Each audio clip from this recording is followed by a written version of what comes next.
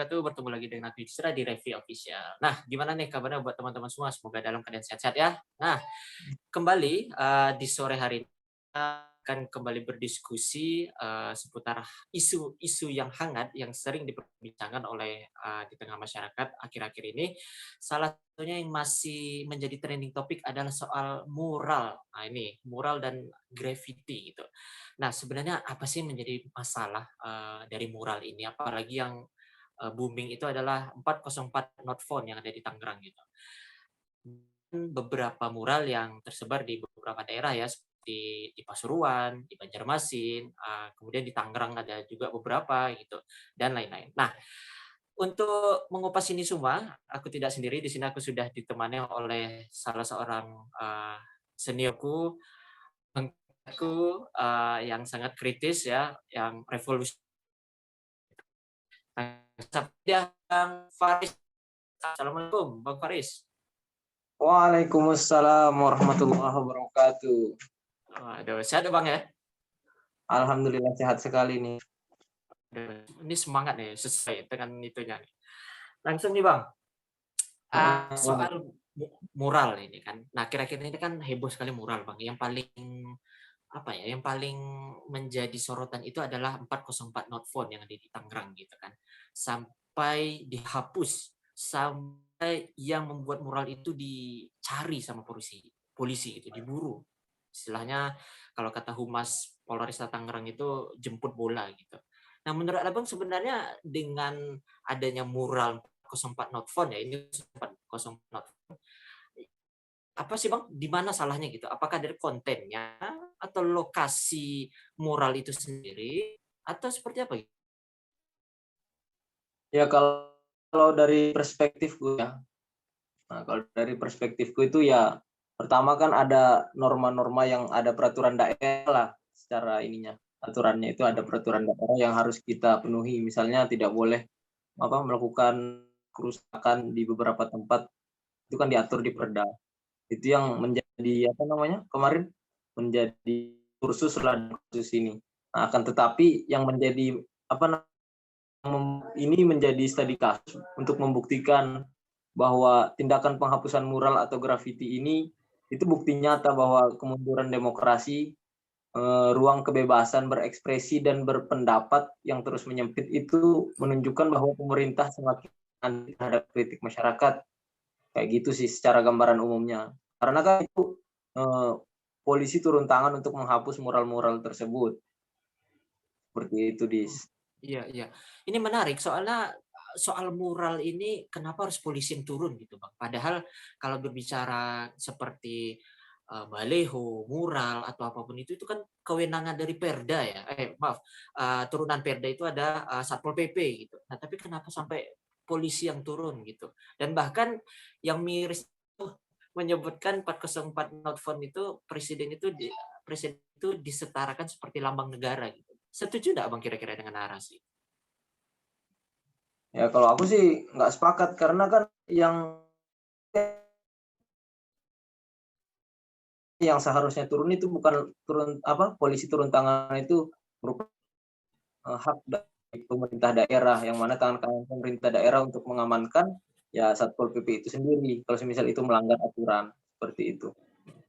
Kalau berbicara lambang negara, ya kita kan mengkritik dari kebijakan-kebijakan yang dilakukan oleh Bapak Presiden tuh.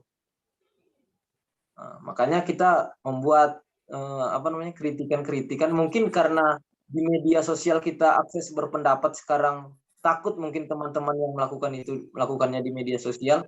Jadi tidak heran kenapa banyak orang-orang yang melakukan hal-hal seperti itu. Tapi itu juga bagus karena ini kan juga suatu seni atau atau art lah, keindahan dalam berekspresi.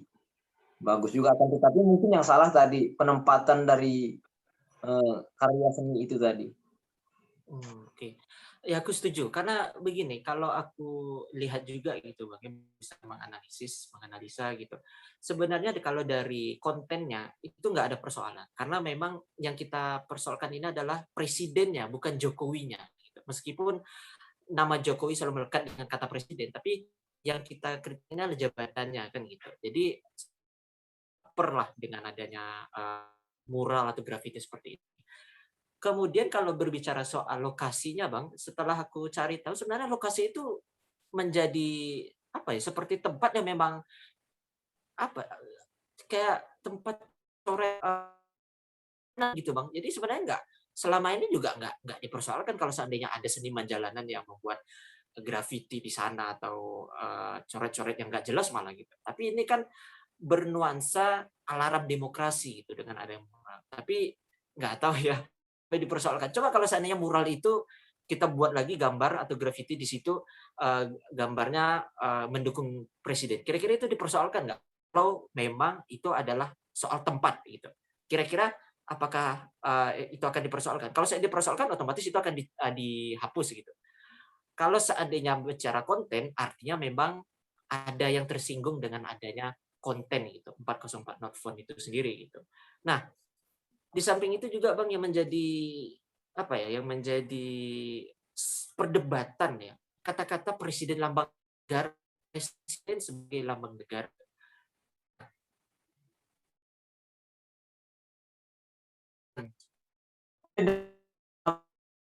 Kata-kata presiden sebagai lambang negara gitu Bang di konstitusi kita Bang.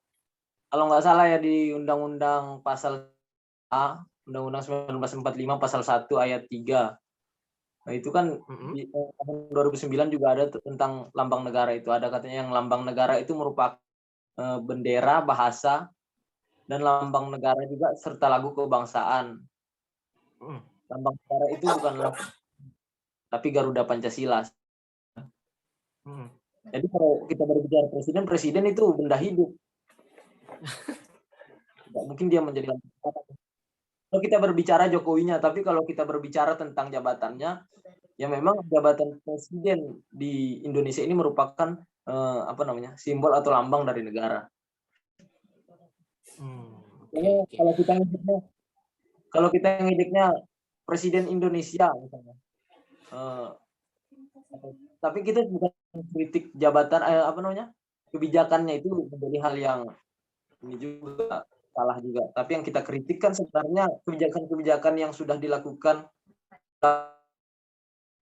sesuai dengan apa namanya, cita-cita itu sendiri. Makanya, banyak aktivis-aktivis sosial yang mengkritik, bahkan sampai aktivis itu melakukannya melalui ranah seni, seperti itu. Art Benar itu tadi. benar benar. Mungkin sedikit aku luruskan ya. Jadi kalau untuk lambang negara itu sendiri hanya satu, yakni Garuda Pancasila dengan semboyan Bhinneka Tunggal Ika.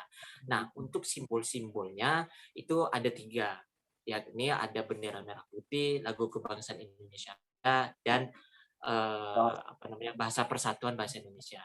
Nah, untuk lambang Garuda Pancasila itu sendiri itu sudah diperjelas, diperkuat di Undang-Undang Dasar 45 pasal 36. Nah, sedangkan untuk simbol-simbolnya diperjelas di Undang-Undang Nomor 24 tahun 2009. Jadi sebenarnya apa ya, kata-kata presiden sebagai lambang negara sendiri kalau menurut aku ya ini menjadi justru itu menghina gitu. Karena sama saja menyamakan benda mati gitu.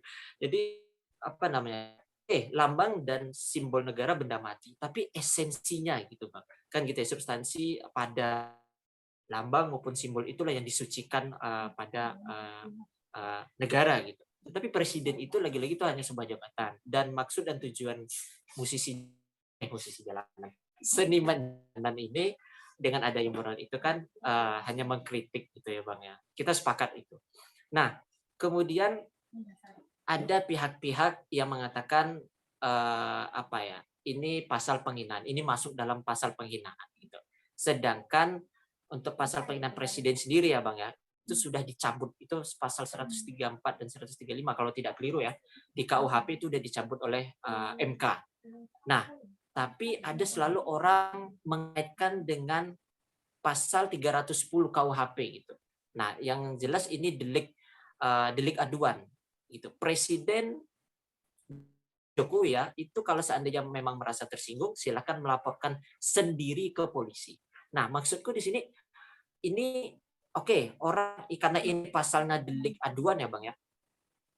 Jokowi bisa mengadukan sendiri ke polisi.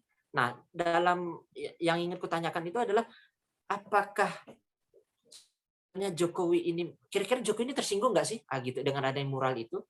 Atau atau memang buzzer-buzzer-nya aja gitu yang rempong gitu, Bang?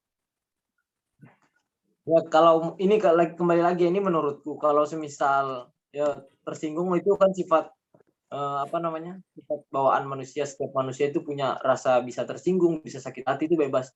Akan tetapi yang seharusnya dilakukan Bapak Presiden ini dia bisa membedakan posisi dia saat ini, posisi dia ketika menjadi warga negara biasa. Dan yang Benar. dilakukan oleh aktivis-aktivis sosial, seniman-seniman jalanan itu merupakan kita mengkritik kebijakan-kebijakan beliau melalui seni itu, gitu.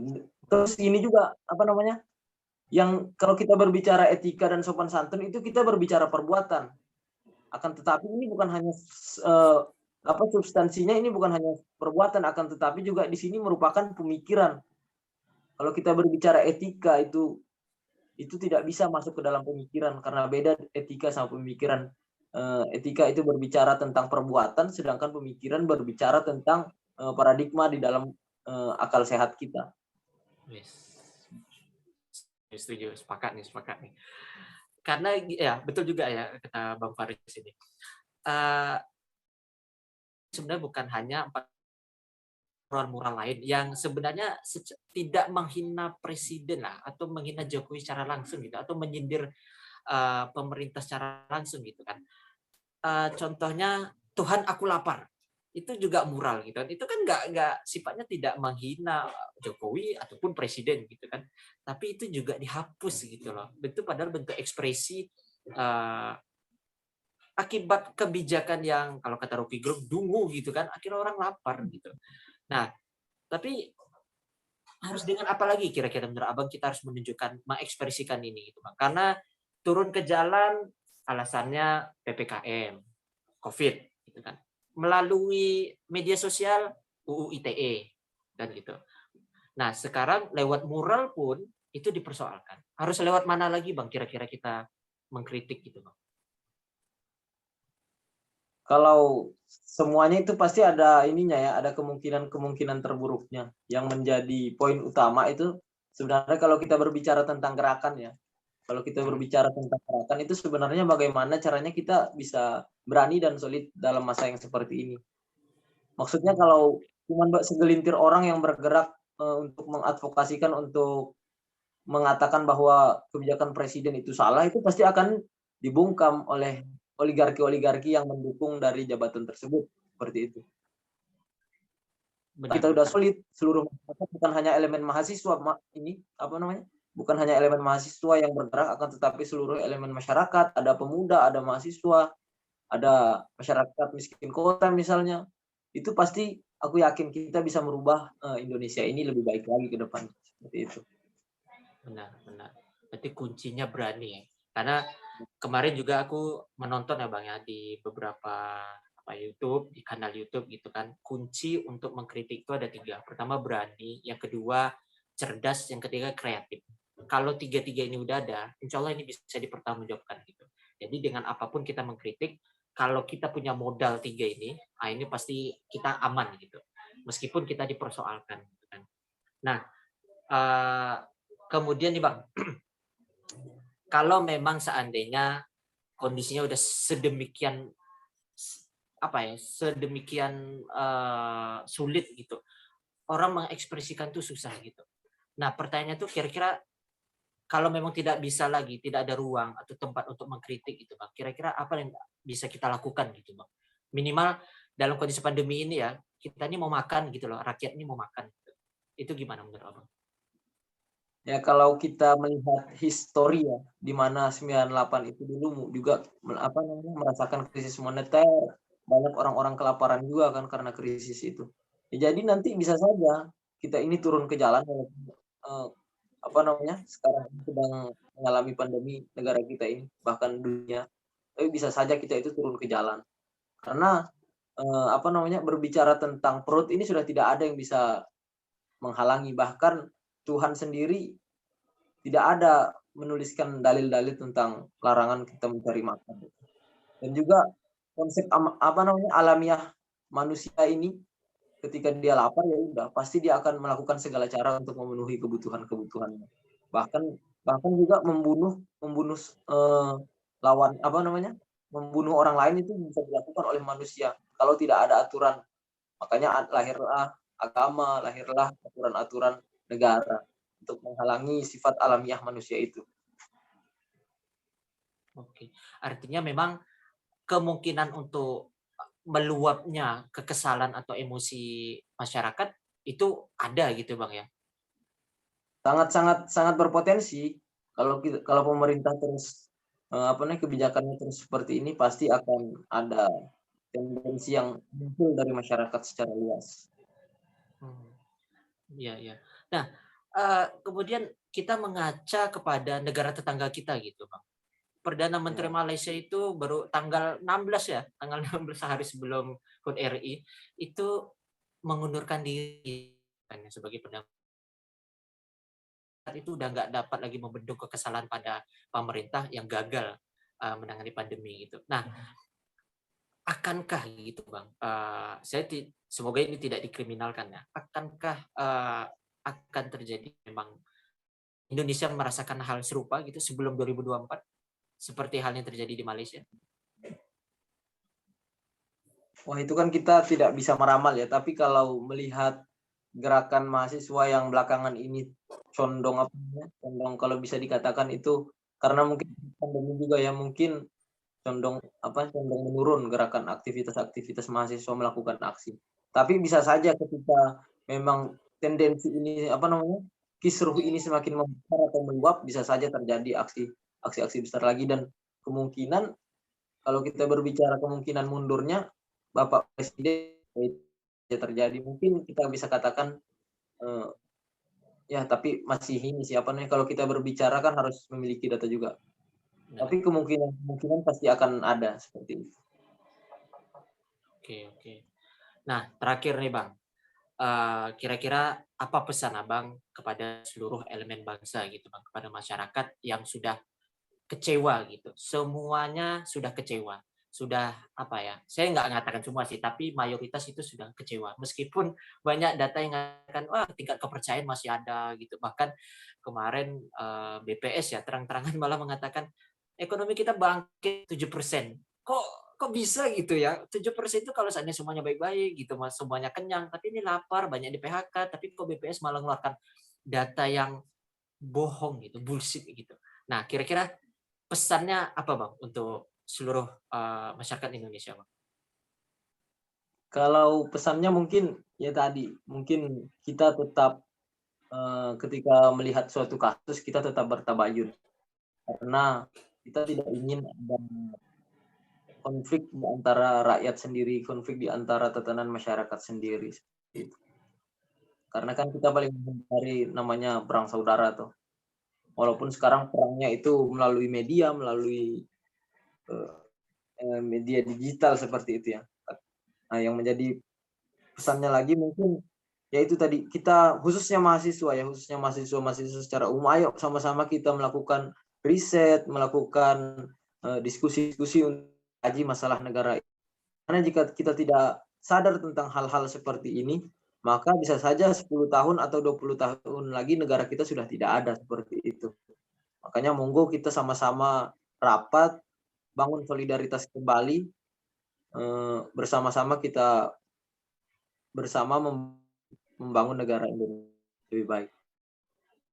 Intinya itu Benar solid benar dan bergerak bersama, itu sih. benar benar.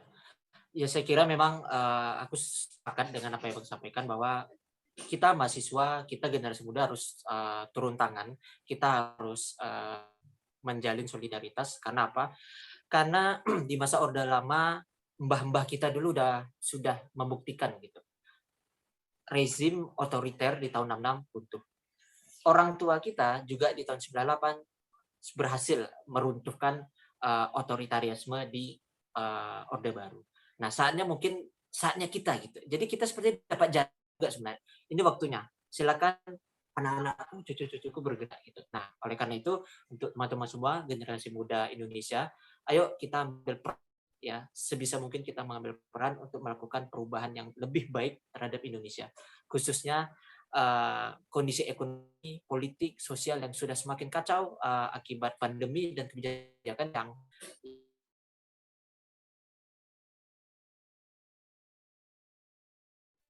yang stupid gitu.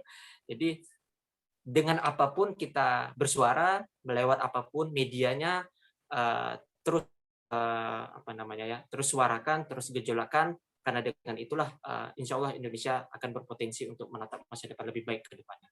Terima kasih Bang Faris Afifi yang sudah bersedia hadir di sore hari ini di Review Official. Sukses selalu buat Bang Faris, buat teman-teman IMM Komisariat Visipol semua.